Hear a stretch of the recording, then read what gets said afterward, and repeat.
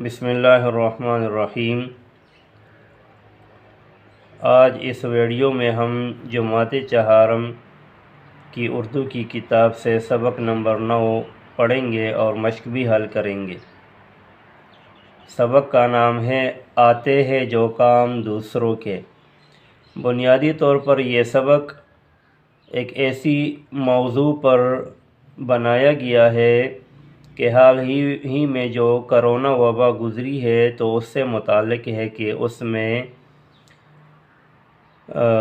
لوگ کتنی تکلیف میں تھے اور خدمت خلق کے اداروں نے ان لوگوں کی کس طرح خدمت کی اور کیا کیا مسائل تھے جو بروئی کار لائے گئے اور خدمت خلق والوں نے ان کو حل کرنے کی کوشش کی۔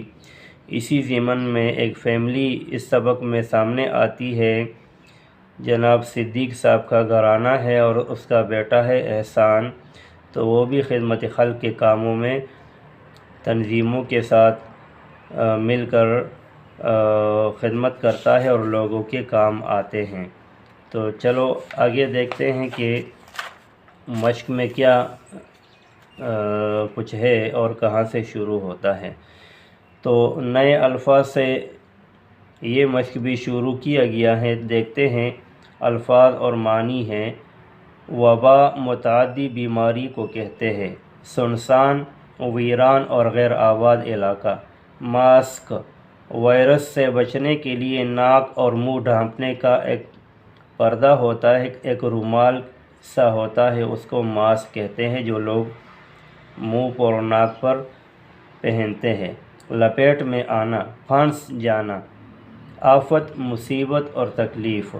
رضاکار، اپنی مرضی سے بلا معاوضہ کام کرنے والا۔ تھل دھرنے کی جگہ نہ رہنا، بالکل جگہ نہ رہنا، بہت زیادہ بھیڑ ہونا، بہت رش ہونا۔ سینیٹائزر، ایسی دوا جسے ہاتھوں پہ مل کر جراثیم سے بچے رہتے ہیں۔ زلزلہ، زمین کا ہلنا، بھونچال آنا۔ سیلاب، پانی کا بڑا ریلا جس سے جان و مال کا نقصان ہو سکتا ہے۔ لاچار، مجبور کو کہتے ہیں۔ آگے دیکھتے ہیں آپ نے کیا سمجھا۔ درست بیان کے سامنے ٹک، غلط بیان کے سامنے کراس کا نشان لگائیے۔ سبق سے فقرے اٹھائے گئے ہیں تو اس میں کچھ ایسے ہیں کہ وہ سبق کے مطابق درست ہیں تو ہم نے ٹک لگانا ہے، لیکن کچھ فقرے ایسے ہیں جو سبق کے مطابق نہیں ہے تو ہم نے دیکھ کر اس کے آگے کراس لگانا ہے۔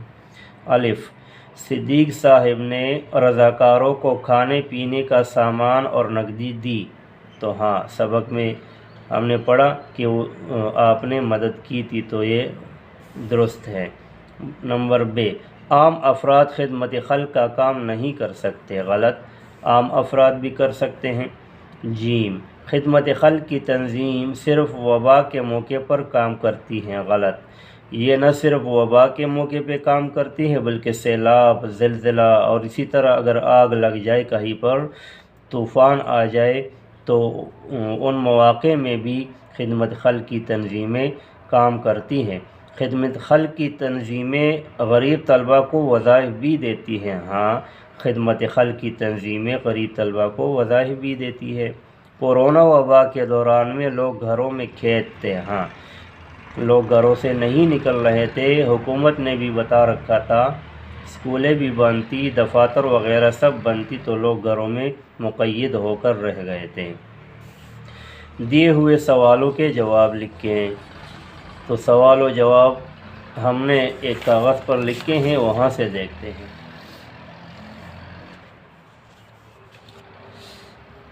سوال نمبر الف، حکومت نے وبا کو پھیلنے سے روکنے کے لیے کیا اقدامات کیے؟ جواب، وبا کو روکنے کے لیے حکومت نے اسکولوں کی چھٹیاں کر دی، تمام سرکاری اور نجی ادارے بھی بند کر دیے تاکہ وبا پھیلنے سے روک جائے۔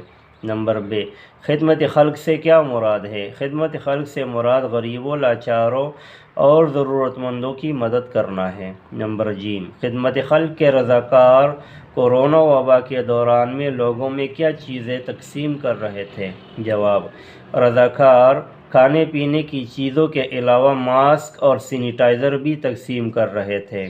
سوال نمبر د: خدمت خلق کی تنظیمیں کن موقعوں پر لوگوں کے کام آتی ہے؟ جواب: یہ تنظیمیں ہر قدرتی آفت میں لوگوں کی مدد کرتی ہے، جیسے زلزلہ، سیلاب، طوفان یا آگ لگنا وغیرہ۔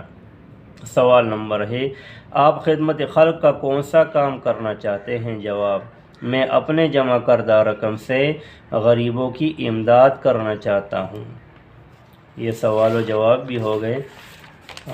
اب دیکھتے ہیں جی، مل کر کرے بات میں نیچے دیے ہوئے ہر جملے میں ایک صورتحال دی گئی ہے، غور کر کے بتائیے کہ ایسے موقعوں پر آپ کیا کریں گے۔ الف: راستے میں ایک زخمی پرندہ پڑا ہے۔ اگر زخمی پرندہ راستے میں مجھے ملے تو زخمی پرندے کو اٹھا کر زخم پر دوائی لگاؤں گا اور اسے پانی اور دانہ بھی دوں گا۔ ایک مسافر کو بھوک لگی ہے، مسافر کو کھانا کھلاؤں گا۔ ایک بڑھیا سڑک پار کرنے کے لیے کنارے پر کھڑی ہے، بڑھیا اماں کو ہاتھ سے پکڑ کر سڑک پار کرانے میں مدد کروں گا۔ آپ کے دوست کی کتاب گم ہو گئی ہے تو دوست کی کتاب ڈھونڈنے میں اس کی مدد کروں گا۔ آگے دیکھتے ہیں۔ لفظوں کا کھیل۔ درج ذیل جملوں کو غور سے پڑھیں۔ میں نے کشتی میں بیٹھ کر دریا کی سیر کی۔ ناصر ٹی وی پر پہلوانوں کی کشتی دیکھ رہا تھا۔ اوپر دیے ہوئے جملوں میں ایک لفظ کشتی استعمال ہوا ہے، لیکن ہم دیکھتے ہیں کہ اعراب یعنی زبر زیر بدلنے سے معنی میں تبدیلی آئی ہے۔ ایک جملے میں کشتی ہے کاف پر زبر کے ساتھ، اور ایک میں کشتی ہے کاف کے پیش کے ساتھ، تو دونوں کے معنی بدل جاتے ہیں۔ اب یہاں پر کچھ الفاظ دیے گئے ہیں، اسی طرح اعراب بدلنے سے ان کے معنی بھی بدل جائیں گے، تو ان الفاظ کو جملوں میں اس طرح استعمال کریں کہ ان کا مفہوم واضح ہو جائے۔ ٹھیک ہے جی۔ بھلا اور بھلا۔ بھلا بھلا، ہمیں ہر کسی کا بھلا کرنا چاہیے، یعنی ہر کسی کے بارے میں اچھا سوچنا چاہیے۔ بھلا، دوسروں کی غلطی کو معاف کر کے بھلا دینا چاہیے، یعنی بھول دینا چاہیے۔ چوک، گداگر چوک میں بیٹھ کر بھیک مانگتے ہیں۔ چوک وہ راستہ جہاں سے چاروں طرف سڑکیں جاتی ہیں تو اس کو چوک بولتے ہیں۔ اور چوک، بھول چوک سے خطا معاف ہو جاتی ہے، یعنی غلطی سے کیا ہوا خطا معاف ہو جاتا ہے۔ بل، رسی کو کھینچو تاکہ بل نکل جائے۔ بل، بجلی اور گیس کا بل بروقت جمع کرنا چاہیے۔ کل، کل انجن کو کہتے ہیں۔ گاڑی کے کل پرزے خراب ہو گئے ہیں۔ کل مطلب سارا، تمام۔ یہ کل کائنات اللہ تعالیٰ نے پیدا فرمائی ہے۔ تو یہ الفاظ اور جملے ہو گئے۔ قواعد سیکھیے۔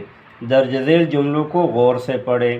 جمیل کہتا ہے کہ میں اسلام آباد جاؤں گا۔ عابدہ بہت نیک ہے، وہ بزرگوں کا ادب کرتی ہے۔ تم نے ٹھیک کام کیا۔ ان جملوں میں وہ، تم، آپ ایسے ضمیر ہیں جو فاعل کی جگہ پر استعمال ہوئی ہیں، اس لیے ضمیری فاعلی کہلاتے ہیں۔ ضمیری فاعلی جو فاعل کی جگہ پر استعمال ہوتے ہیں تو ان کو ضمیری فاعلی کہتے ہیں۔